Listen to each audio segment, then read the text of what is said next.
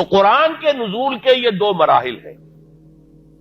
یہ پورا قرآن لیلۃ القدر یا لیلۃ المبارکہ، یہ دو الفاظ قرآن میں آئے ہیں. انا انزلناہ فی لیلۃ القدر، انا انزلناہ فی لیلۃ مبارکہ. وہ جو لیلۃ القدر تھی وہ رمضان مبارک کے آخری عشرے کی کوئی رات ہے، جسے کہ چھپایا گیا ہے تاکہ لوگ محنت کریں، تلاش کریں. لیکن اس رات کو پورا قرآن لوح محفوظ میں، اب یہ بھی تین الفاظ قرآن میں آئے، کتاب مکنون، ام الکتاب اور لوح محفوظ، یہ تین الفاظ آئے. اصل قرآن وہاں لوح محفوظ میں ہے. وہ قرآن اتار دیا گیا سمائے دنیا تک، پہلا جو آسمان ہے ہمارا یہاں تک اتار دیا گیا. یہ دفعتن واحدتن ہوا ہے، ایک دم ہوا ہے. لہذا رمضان کے لیے آیا شہر رمضان الذی انزل فیہ القرآن، یہ باب افعال سے ہے. انا انزلناہ فی لیلۃ القدر، باب افعال ہے، ہم نے اتارا اس کو لیلۃ القدر میں. انا انزلناہ فی لیلۃ مبارکۃ، ہم نے اتارا اسے ایک مبارک رات میں. تو یہاں آپ نے دیکھا تینوں جگہ پر یہ آیا ہے انزال کا صیغہ باب افعال سے. جب حضور پر آیا فَإِنَّهُ نَزَّلَهُ عَلَىٰ قَلْبِكَ، یہ تنزیل ہوئی ہے.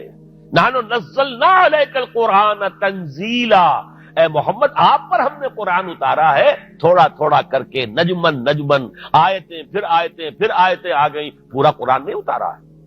تو یہ تنزیل جو ہے حضور پر ہوئی ہے ہمارے حساب سے 22 برس میں، 610 عیسوی میں شروع ہوا اور 632 عیسوی میں حضور کا انتقال ہو گیا. 22 برس میں تھوڑا تھوڑا کر کے قرآن مجید محمد رسول اللہ پر نازل ہوا. وہ ہے تنزیل، تنزیل من رب العالمین. لیکن جو حضور پر تو اترا ہے وہاں سے سمائے دنیا سے جبرائیل لاتے رہے، لیکن یہ کہ یہ پورا سمائے دنیا پر دفعتن واحدتن، جملتن واحدتن، پورا قرآن جو ہے لوح محفوظ سے یا کتاب مکنون سے یا ام الکتاب سے لا کر اتار دیا گیا. یہ ہے انزال. شہر رمضان الذی انزل فیہ القرآن. اب قرآن کی جو مدح ہوئی ہے، ظاہر بات ہے اس میں اگر میں نے وقت زیادہ لے لیا تو پھر تو سارا وقت اسی میں لگ جائے گا. قرآن کیا ہے؟ ہدی للناس، لوگوں کے لیے ہدایت. اور اس میں نوٹ کرنے کی کم سے کم یہ بات ضروری ہے کہ سورہ بقرہ کے شروع میں فرمایا ہدی للمتقین، یہاں فرمایا ہدی للناس. اب کوئی اگر دیانند سرسوتی کتاب لکھ رہا ہو اور 14ویں باب میں قرآن پر تنقید کر رہا ہو، کہتے ہو تضاد آ گیا. کہیں کہتے ہیں کہ یہ تمام لوگوں کے لیے ہدایت ہے، کہیں کہتے ہیں متقین کے لیے ہدایت ہے. لیکن اس کا مفہوم سمجھنا چاہیے.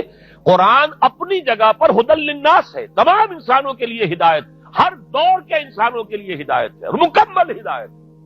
آج کا بڑے سے بڑا فلسفی، اور اگر ابھی دنیا کی عمر ہے 1000 برس تو اور 1000 برس بعد کا بھی جو بڑے سے بڑا فلسفی ہوگا اس کے لیے بھی ہدایت قرآن میں ہے. عرب کے بدو کے لیے بھی قرآن کے اندر ہدایت تھی اور آج کے عام آدمی کے لیے بھی قرآن میں ہدایت ہے. تو قرآن تو ہدایت ہے فی نفسہ ہی، علی مقام ہی، اپنی جگہ پر پوری نوع انسانی کے لیے، ابد الآباد تک کے لیے. لیکن اس سے استفادہ وہی کر سکتے ہیں جن میں تقویٰ ہوگا.